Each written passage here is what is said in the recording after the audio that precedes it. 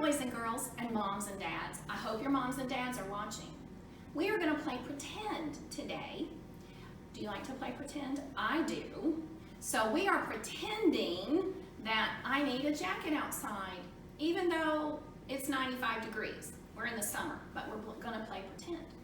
And we're pretending that I just got to school. So I have on my jacket, I have on my backpack, and I'm carrying my lunchbox. So when you come to school for real, not just pretend, this is how you're going to be. You're going to be carrying your backpack and your lunchbox. And then you're going to walk to your room. Are you ready? Let's walk.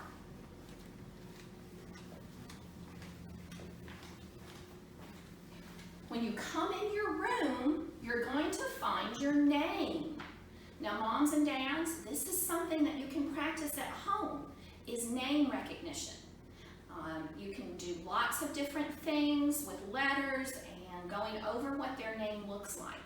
So you're going to find your name on your cubby. All the classrooms have a name on a cubby. Do you see mine? I'm Miss Debbie.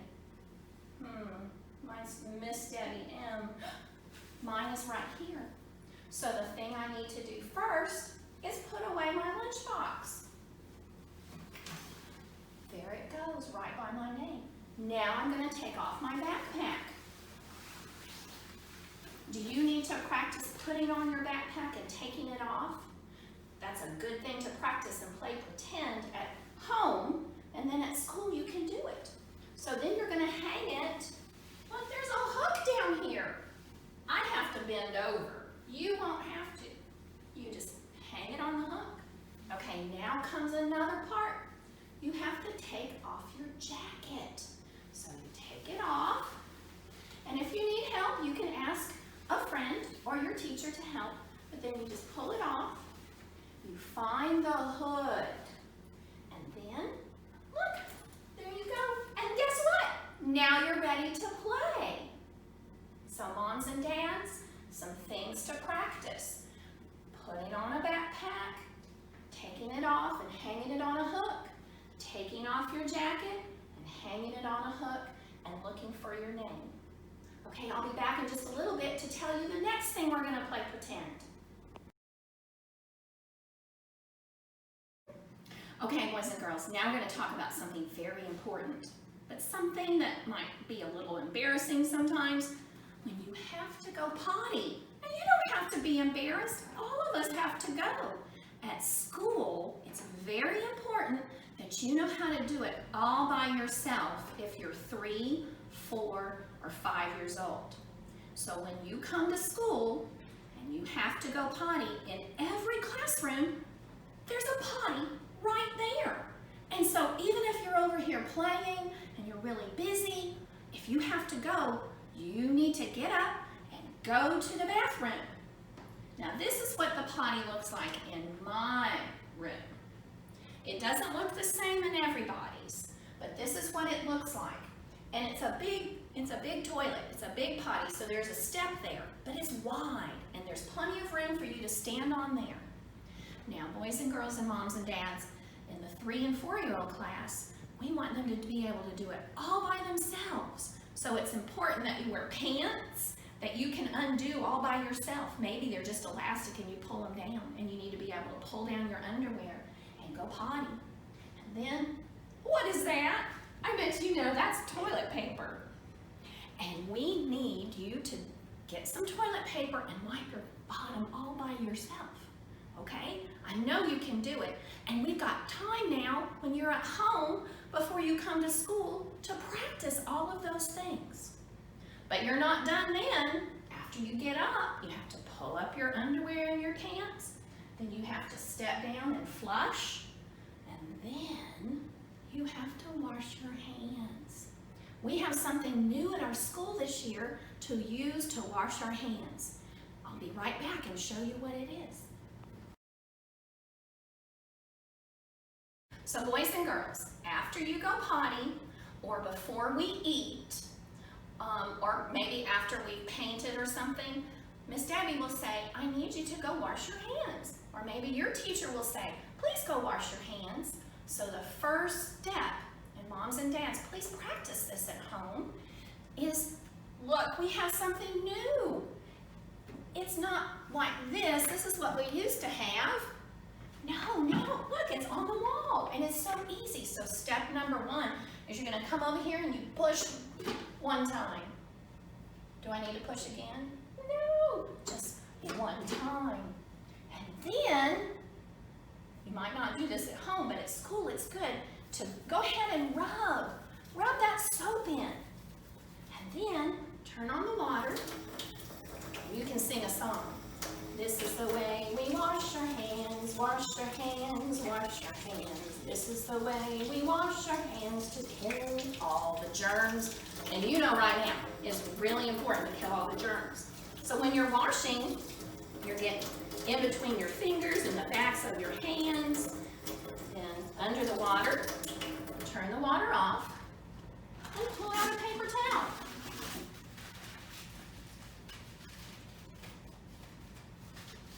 And now you're all clean. So don't forget, at home, remember, I want you to pretend like you're at school. I want you to practice these things. Because if you practice all these things and know how to do it, you know what that means? You get more time to play at school. If you already know how to do the potty by yourself, if you already know how to hang up your backpack and wash your hands all by yourself, there's more time to go and play with your friends and look at all the activities that we have.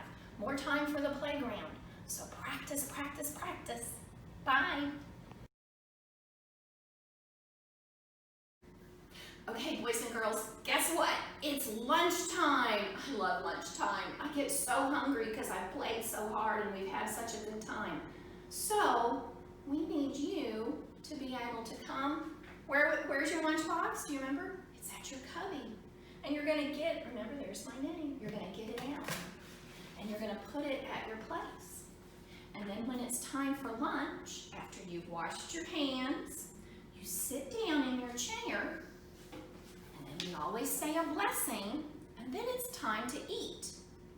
Now, you are big boys and girls. And moms and dads, especially in this time when we're really trying to make sure that we don't spread germs, it's really important that your student knows how to open their lunchbox.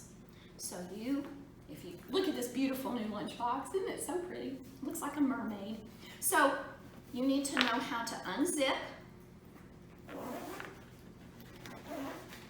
and take all your food out.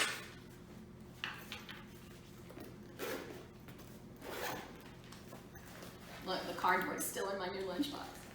So we're just pretending, remember?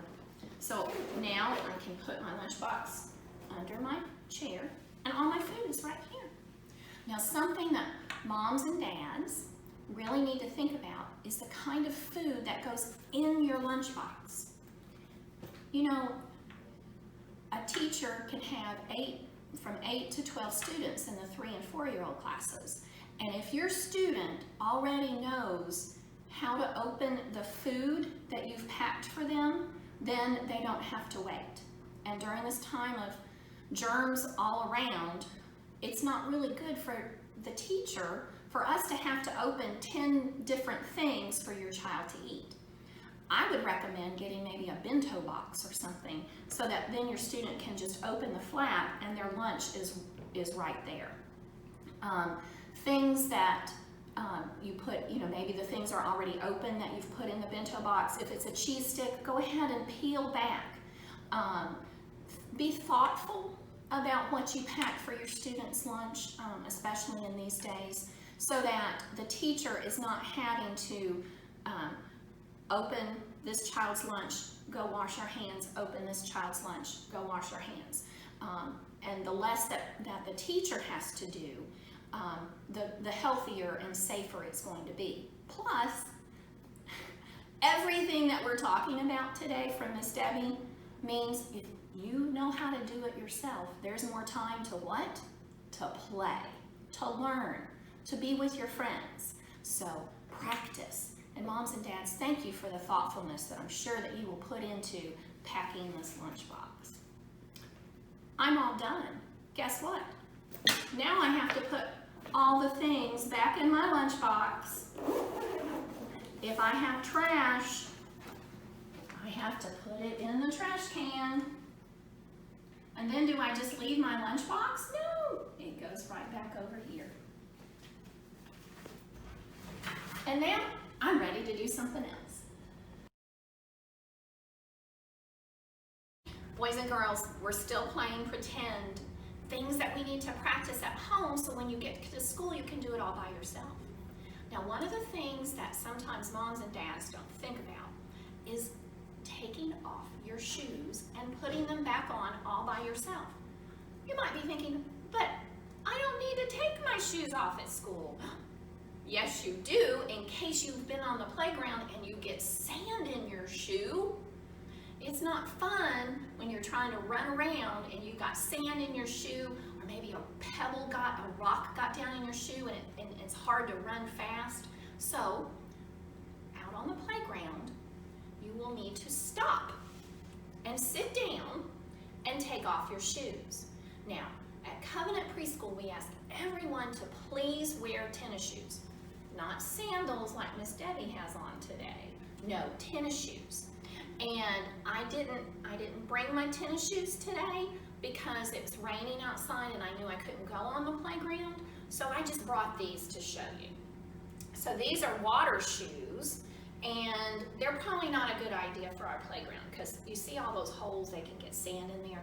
But I just brought them so I could show you some of the tips about how to take off your shoes and put them back on. So you're going to sit down, and then you're going to undo the Velcro strap. Maybe you might have 2 straps, but you're going to undo it, take off your shoe off your foot, and go like this. And when you do that, all the sand, and if there is a rock in there, it'll come out. Okay, but can you get up and run around now? No, you have to put your shoe back on your foot, okay? So you leave the strap undone. Do you see this thing right here? That's called a tongue. Isn't that a silly name for that? It's not like the tongue in your mouth. It doesn't taste, but it's the tongue of your shoe. And so when you undo the strap, pull out the tongue. I didn't say stick out your tongue. Pull out the tongue and put your foot back in. Put it down and strap. And then you're ready. Now, this can be hard to do sometimes, which is why now is a great time to practice at home. And moms and dads, I know that sometimes it's faster for you to do it for them. I get that. But if you could help them practice to do this on their own, they will be so much happier. They will feel like such big boys and girls. I did it by myself. Plus, we want them to run and jump and do all the kinds of things that are important for our bodies to grow strong out on the playground. Not always having to wait for a teacher to come and help you with your shoe.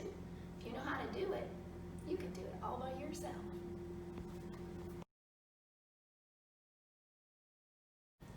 Guess what, boys and girls? Our preschool day is over. It is time to get our things and go get in car line to see our moms and dads. So, do we just walk out the door? No. What's over here? We're going to have to do the same thing when we leave that we did when we came in.